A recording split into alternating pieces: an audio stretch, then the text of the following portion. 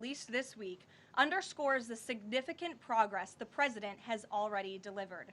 Tuesday's CPI report marked the latest confirmation that President Trump has defeated Joe Biden's inflation crisis. Since President Trump took office, core CPI has increased at just a 2.4% annualized rate, substantially lower than the 3.3% annual rate inherited from the Biden administration last January. Importantly, as inflation cools, Americans' wages are rising, giving the American people more purchasing power. And with what is likely going to be a record-breaking tax refund season in the next couple of weeks, the American people will be reaping the rewards of the massive tax cuts that were signed into law by the president. Thanks to President Trump's signing of no tax on tips, overtime, Social Security, boosting the child tax credit, and locking in the 2017 Trump tax cuts, independent estimates project the average American tax filer could expect up to an extra $1,000 bump to their tax refund next year. This is going to be a helpful boost to working families who are making ends meet. On the energy front, the national average price for a gallon of regular gas this week fell to its lowest level in 5 years, thanks to President Trump's drill baby drill agenda.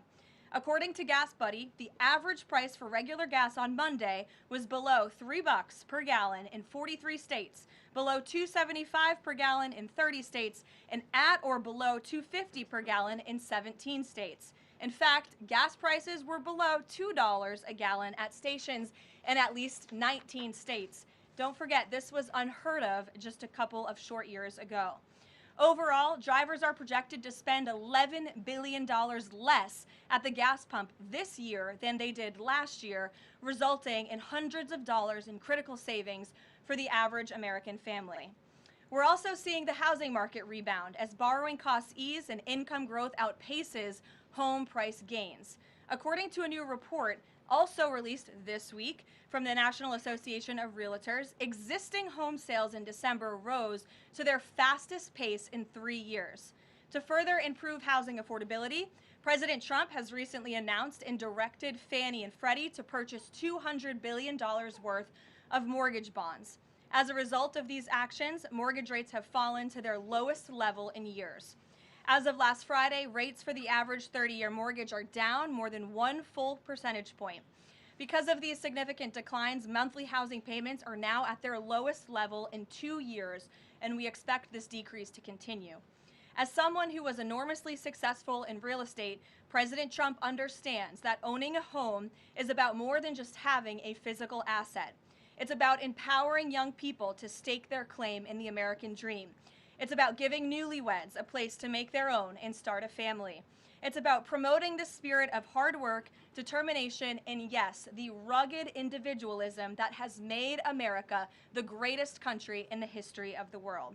President Trump knows America is strongest when it's a nation of owners, not renters, and he is determined to unlock that opportunity for as many Americans as possible.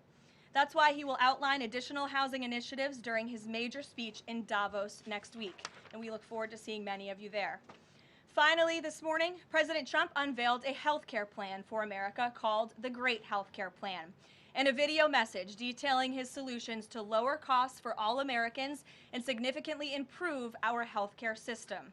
The Great Health Care Plan will accomplish this through 4 common sense pillars.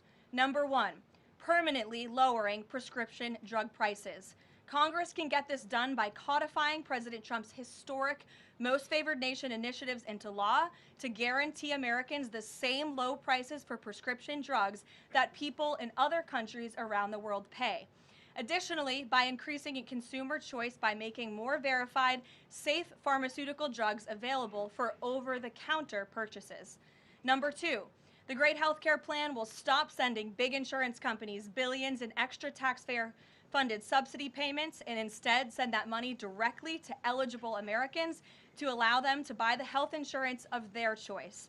Additionally, by funding a cost-sharing reduction program for healthcare plans and ending kickbacks from pharmacy benefit managers to large brokerage middlemen. Number 3, the Great Healthcare Plan will maximize price transparency by requiring any healthcare provider or insurer who accepts either Medicare or Medicaid to publicly and prominently post their pricing and fees to avoid surprise medical bills. This is an incredibly popular policy that has been bipartisan for many years, and President Trump is officially and firmly calling on Congress to get it done. And number 4, holds big insurance companies accountable by requiring them to publish rate and coverage comparisons up front on their websites in plain English so consumers and everyday Americans can make the best purchasing decisions for them and their families. These are common sense actions that make up President Trump's great healthcare plan, and they represent the most comprehensive and bold agenda to lower healthcare costs to have ever been considered by the federal government. Congress should immediately take up President Trump's plan and pass it into law. For Americans watching at home, you can visit greathealthcare.gov right now for more information on the Great Healthcare Plan. And with that, we will open it up to questions. In our new media seat today, we have a familiar face, Riley Gaines. I'm surprised it took us a year to get you here, but I'm very happy to see you. I know you have a new podcast, The Riley Gaines Show. And so thank you. And you brought a beautiful baby and your lovely husband, too. So thank you so much for joining. And why don't you kick us off? Absolutely. Well, thank you. First and foremost, congratulations to you. Being a girl mom will change your life in the best way possible. So excited you get to shop all the pink and the frilly and the bows. I was in Washington, D.C. earlier this week for the Supreme Court case. There were 2 arguments that were heard surrounding sex-based rights and if it's constitutional for states to pass laws that ultimately protect those rights for women. If the Supreme Court rules as anticipated in favor of maintaining these sex-based rights, is the administration prepared to take action against the states? I believe at this point it's 23 states that don't have those protections for women? Absolutely. And as you know, Riley, the administration already has done so. We've taken action in a number of fronts against these states who are failing to uphold the president's executive orders and this administration's policy of simply protecting women in women's sports and in women's private spaces. We've gone to the mat with large universities in this country as well to try to fight for what's fair and what's just for women and girls across the country. So I know you were at the arguments. I listened to them myself as a woman and as a former athlete, and I think the president speaks on common sense on this issue, that women's sports and private spaces should be protected, and that there are 2 genders, there are 2 sexes. That is not something we should be afraid to say in this country. And I think, frankly, it was quite alarming to not only hear a couple of justices gravel over that basic, fundamental, biological fact that men and women are different but inherently equal, but we are certainly different, and women deserve such rights. We hope and expect that the Supreme Court will rule in the right way on this matter. Thank you. Gabe. Karoline, thank you very much. A lot to talk about. Sure. Isn't there always a lot to talk about? What can you share about the president's meeting with María Corina-Machado? Is it underway? What can you share about that? And then also, the president said yesterday that Delcy Rodriguez was, quote, a terrific person. Does the president trust the remaining members of the Maduro regime? I will say, to your first question, the meeting was about to begin as I was stepping out of the Oval Office moments ago, so my understanding is that it's underway right now. I know the president was looking forward to this meeting, and he's was expecting it to be a good and positive discussion with Ms. Machado, who is really a remarkable and brave voice for many of the people of Venezuela. So the president looks forward to obviously talking to her about the realities on the ground in the country and what is taking place. As for Ms. Rodriguez, the president did speak with her directly this week. As you know, he revealed that to all of you yesterday.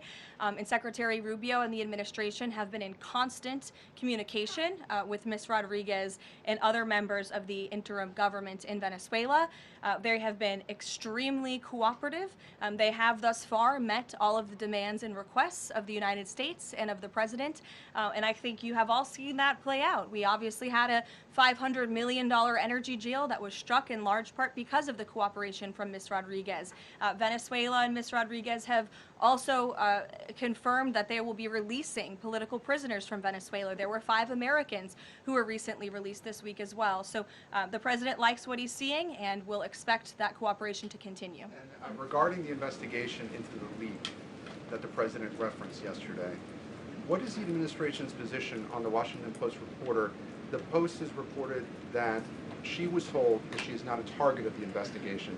Does the administration believe she did anything wrong? And then also, what is the administration's position on the Pentagon Papers case from the 1970s that affirmed reporters' right to publish classified information under certain circumstances? Well, since this is an active investigation, I don't want to comment on it much more than what we did yesterday to obviously confirm the investigation, and I can confirm what the Attorney General stated and the President as well, which is that the individual, unfortunately a contractor at the Pentagon, chose to unlawfully leak classified and very serious information to this Washington Post reporter.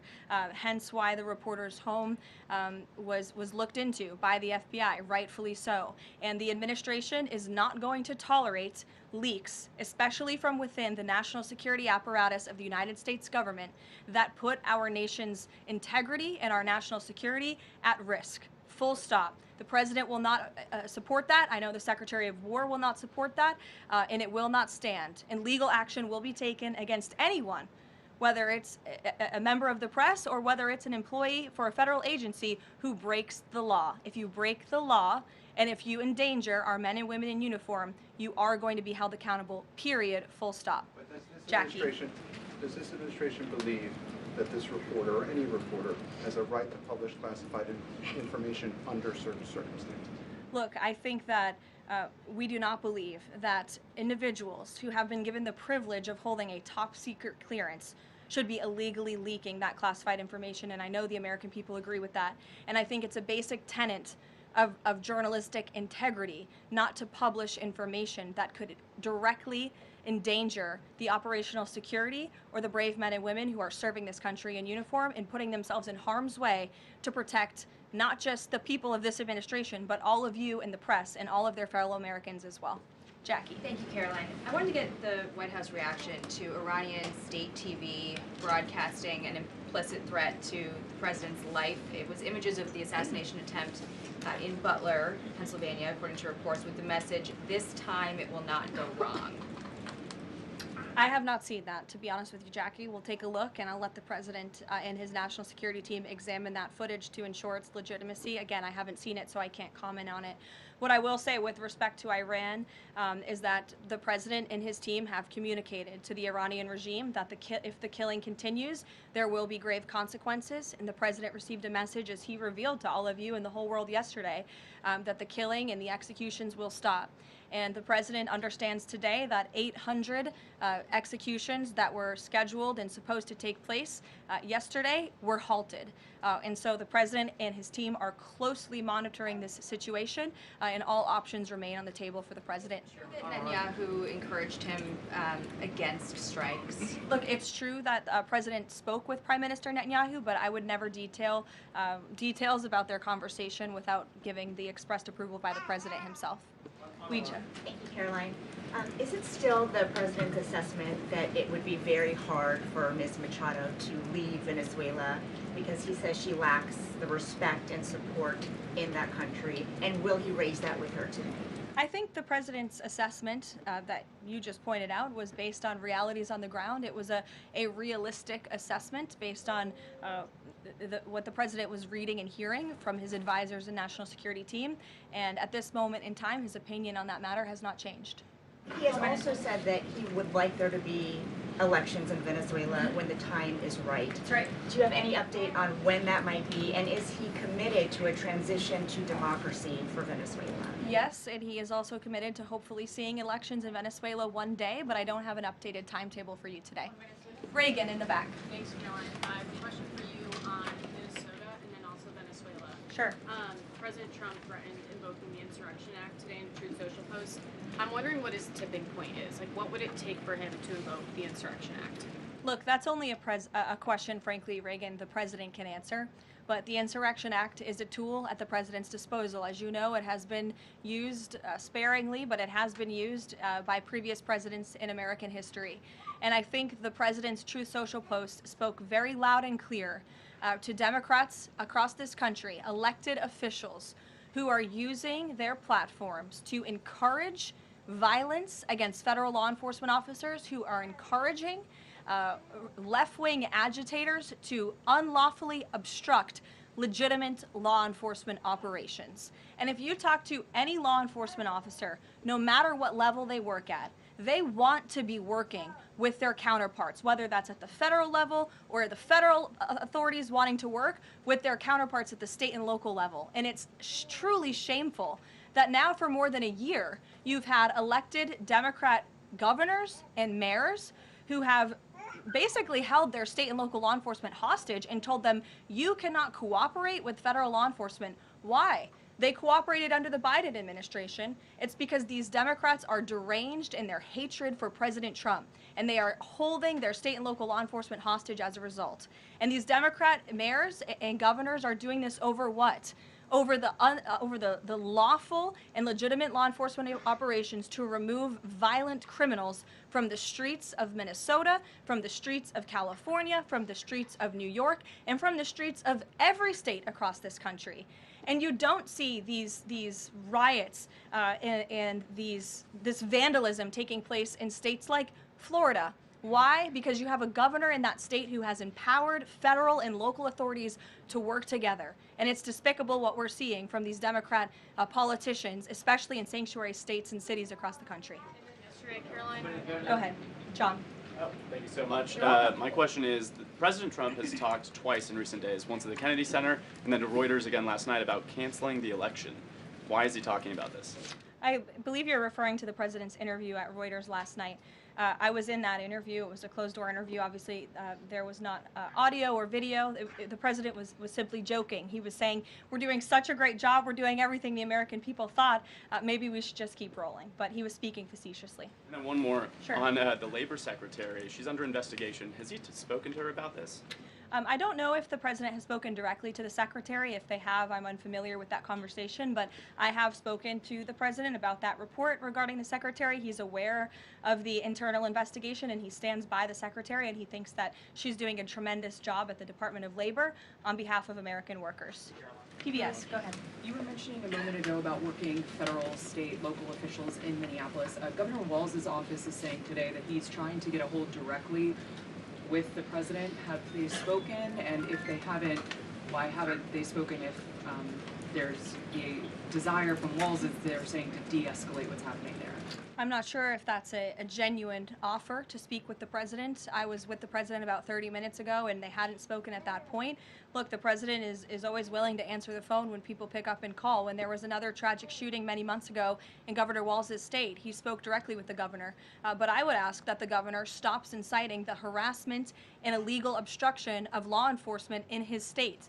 All ICE and federal law enforcement are trying to do are remove people like this off of the streets of Governor Walz's city in Minneapolis and of his state in Minnesota.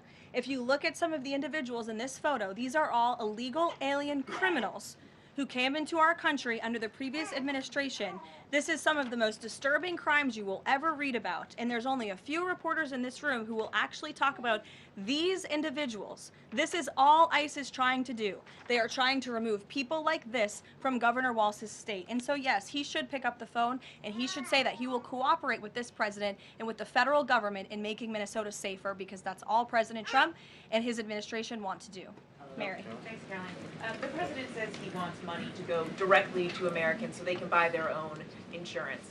How exactly would this work? And can the president assure Americans that this will be enough to cover their health care costs? So this is the second principle in the president's health care plan, lowering insurance premiums specifically and ensuring that that money is going directly back to the American people and cutting the kickbacks that then raise those premiums. So this plan, once put into legislative text and passed by Congress and sent to the president's desk, will stop sending big insurance companies billions of an extra taxpayer-funded subsidy payments and instead send that money directly to eligible Americans to allow them to buy the health insurance of their choice through, you may have heard it be referred to as health savings accounts.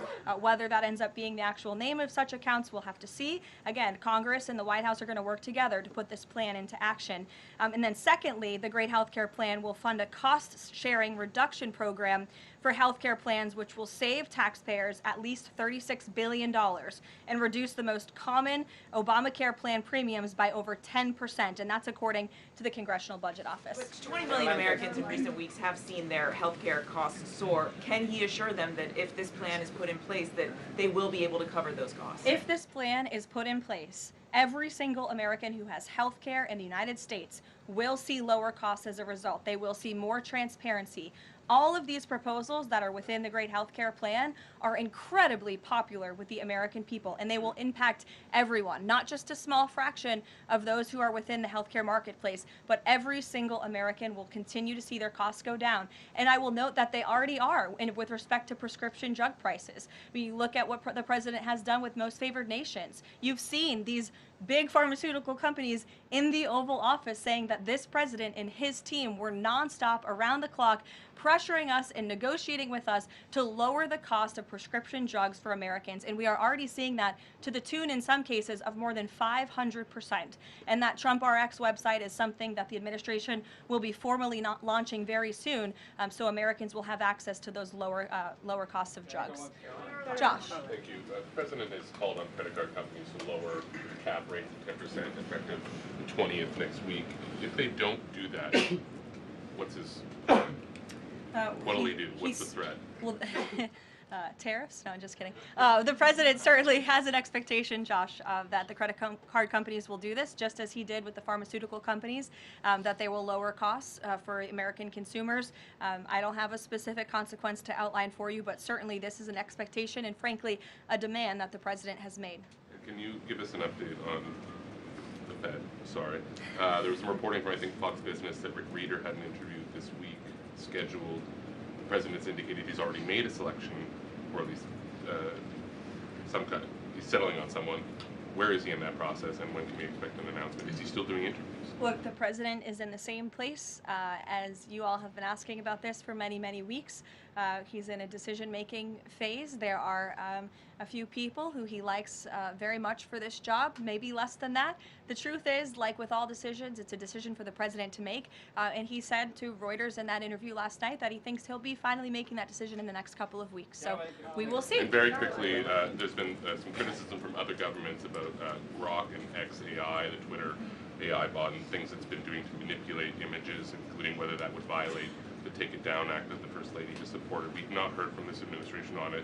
Elon Musk says that they've disabled that, but I wanted to ask you whether the administration has a position and whether that's something that you will be pursuing, or whether the president has talked to Mr. Musk about that. Yes, I will talk to the Office of Science and Technology, and we will get you a firm statement and answer on exactly where the administration stands. I don't want to speak on that without speaking with the experts on it. Karoline? Yes. Just to follow up on the health care plan, one of the things in the Affordable Care Act was coverage of pre-existing conditions. Is there any discussion or inclusion on that issue in the president's plan? The president's plan that he outlined today will have no impact on individuals in this country with pre-existing conditions. Obviously, that's a continued conversation that the White House will have with Congress, but that's not the president's intention with the Great Health Care Plan. Go ahead. Thanks, Caroline. Two questions on Minneapolis. And then you. Go ahead. Thanks. Two questions on Minneapolis, Sure. one on the ICE agent, the other on the rioting. I believe last night there were protesters or rioters that rifled through an FBI car, took weapons. We had a reporter embedded with ICE who said that she saw constant harassment all evening. Can you speak to the rhetoric we're hearing from Democrat politicians, whether they are causing violence against ICE, as well as some of the headlines we've seen, not including the full story?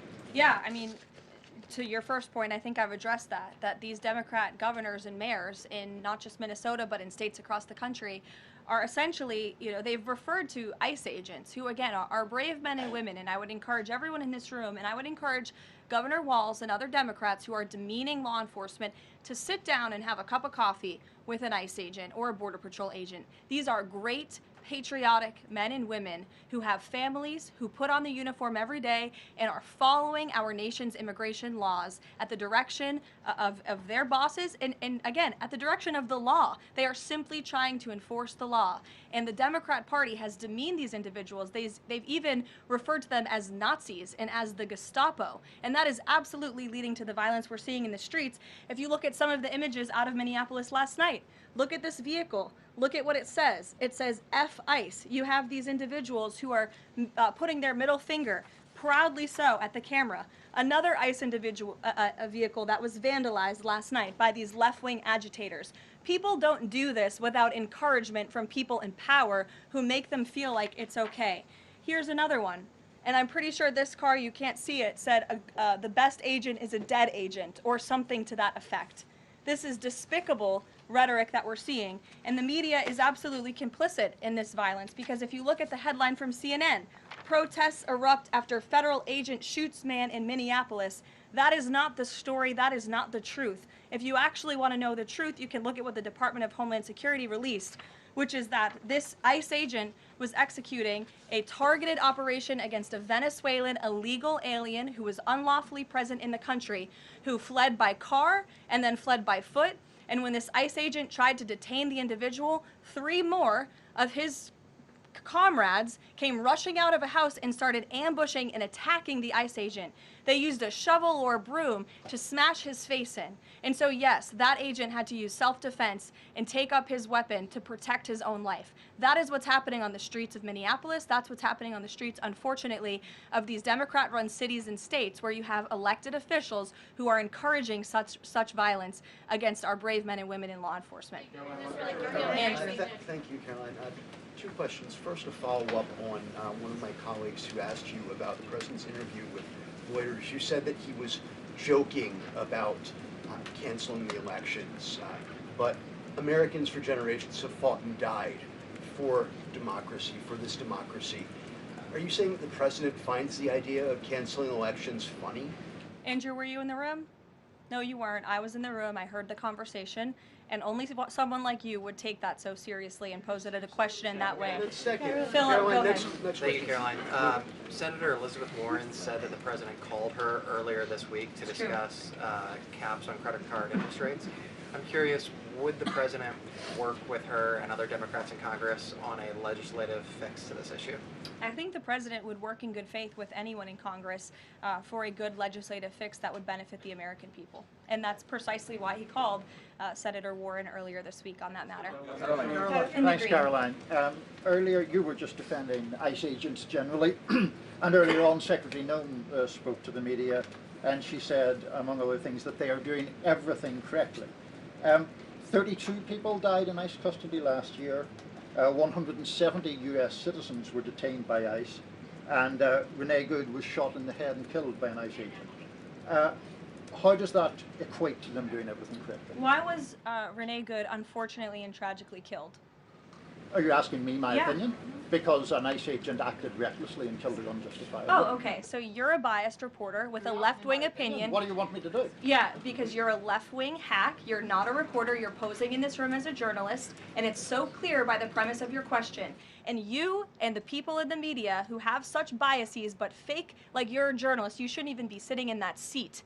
But you're pretending like you're a journalist, but you're a left-wing activist. And the question that you just raised and your answer proves your bias. You should be reporting on the facts. You should be reporting on the cases. Do you have the numbers of how many American citizens were killed at the hands of illegal aliens who ICE is trying to remove from this country? I bet you don't. I bet you didn't even read up on those stories. I bet you never even read about Laken Riley or Jocelyn Nungray or all of the innocent Americans who were killed at the hands of illegal aliens in this country. And the brave men and women of ICE are doing everything in their power to remove those heinous individuals and make our communities safer. And shame on people like you in the media who have a crooked view and have a biased view and pretend like you're a real honest journalist.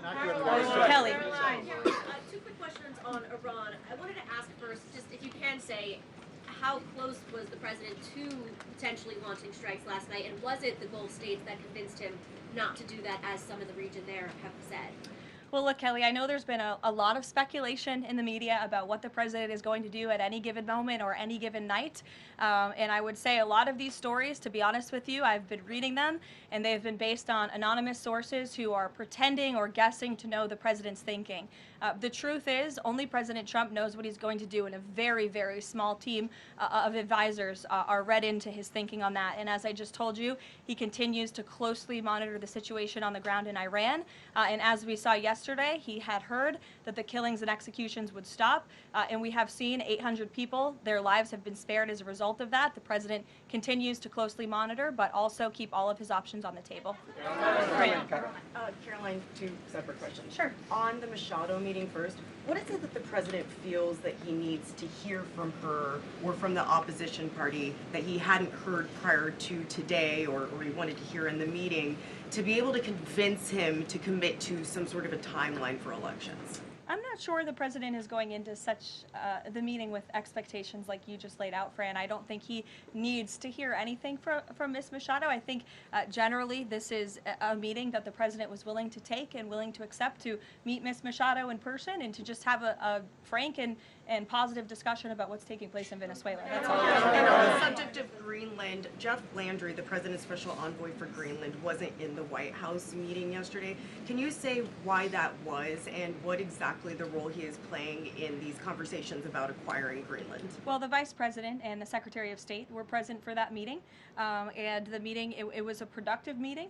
It was a good meeting, and in that meeting, the two sides agreed to really establish a working group of individuals who will continue to have technical talks on the acquisition of Greenland. Those talks will take place, I'm told, every 2 to 3 weeks, so this is a conversation the administration intends to keep having with the Danes and with the respected delegation from Greenland. But the president has made his priority quite clear. He wants the United States to acquire Greenland. He thinks it's in our best national security to do that. Indeed. There have been multiple instances of American citizens being detained by ICE, and I'm wondering what the administration is asking the agency to do. What steps is the administration asking the agency to take to ensure that Americans are not wrongly arrested? Obviously, ICE is focused on detaining individuals who are unlawfully present in the country. And there have been hundreds of thousands of illegal aliens who have been arrested and detained and deported from this country by ICE over the course of the last year. And that's their intention, and that is their goal. Elizabeth. Thank you, Caroline. One follow-up on Greenland. Europe reportedly sent troops over there. Does that change at all what the president is doing on this? And then a second question. Yesterday, in a Senate help hearing, Senator Josh Hawley repeatedly asked a doctor if men can get pregnant, and she did not directly answer that. What are your thoughts on that? Well, to your first question on Greenland, I don't think troops in Europe impact the president's decision-making process, nor does it impact his goal of the acquisition of Greenland at all. To your second question, I mean, anyone in their right mind with common sense who's speaking honestly and candidly will say that men cannot get pregnant. And I think I can attest to that myself. So thank you all very much.